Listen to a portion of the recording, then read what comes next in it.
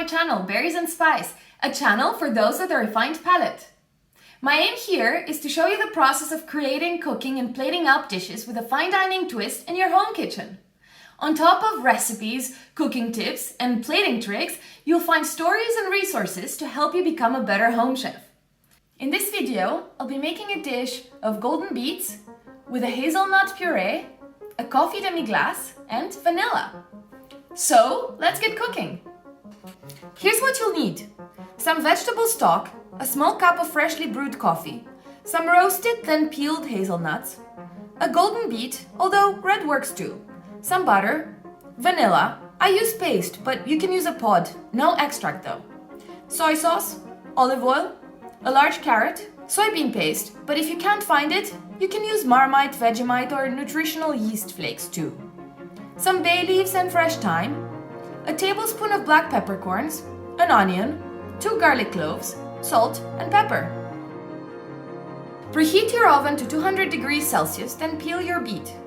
Coat it in oil, sprinkle some salt, cover it in alu foil, and bake until cooked, but still with a bite to it.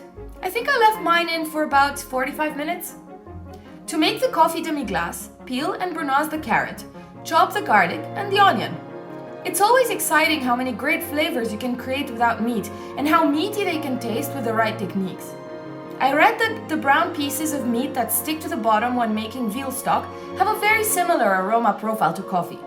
Oh, and by the way, using swimming goggles when cutting onions actually works. Laugh as much as you will.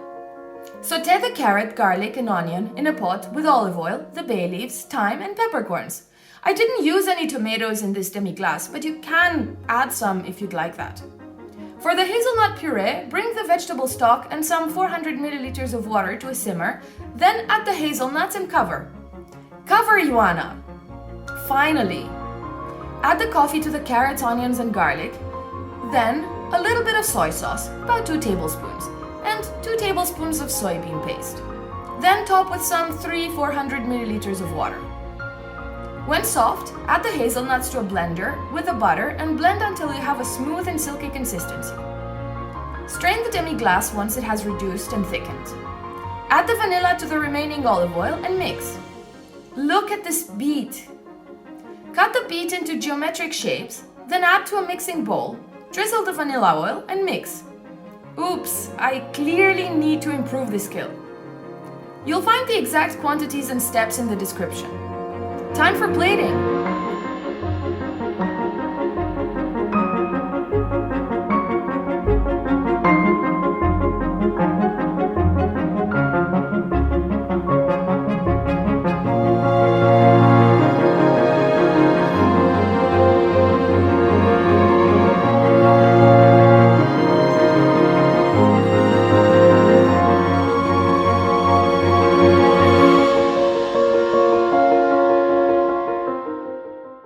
I love color and dishes with bold colors too, which is why I love beets, but I just don't really like their flavor.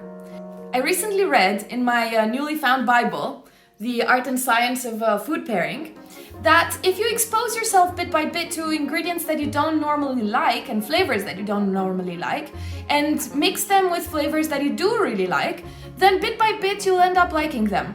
But I'm curious, what are some of the things that you absolutely hated the flavor of and absolutely love them now? So I started a quest to liking beets. And here I used golden beets because they're less intense and sweeter than red beets, so I thought it was a good gateway to me liking all sorts of beets. I struggled a little bit with a puree because I know that some restaurants would probably use xanthan gum or other ingredients to make it a lot smoother and silkier. But I promised that I was gonna share recipes that are easy for you to make in a home kitchen and don't need special ingredients for. And also molecular gastronomy, as much as I love admiring it and just love watching techniques, it's just not my thing.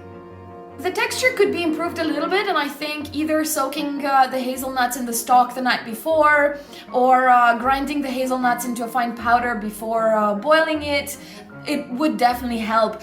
But after 1 hour of boiling, which I think is roughly how long mine were on the stove for, The result was very nice, especially if you have a good blender and if you have a bit of patience, because you will need to blend them for a couple of minutes before you get that silky smooth result. The only other time when I had vanilla in a savory dish was when I went to Ottolenghi's Nopi in London, and I had a dish of lamb with chicory and vanilla. I thought that combination was very interesting. And speaking of Nopi, if you don't have this cookbook, you should definitely have it. It's one of the first cookbooks that really took me out of my comfort zone. It's got great recipes and amazing ingredient combinations. For garnishes, I used baby beet leaves and baby mangold leaves, which I have on my terrace, yes, even now.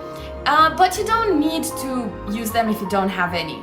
However, if you buy your beets and they have little leaves, then do definitely keep those for the plating and don't throw them away. Thank you so much for watching this video. And to continue the challenge, add one ingredient, ideally seasonal, as a comment below, and I'll do my best to showcase it in one of my future videos. If you've enjoyed this recipe, please like the video and subscribe to my channel to get notified when new videos are up. Until next time, bye!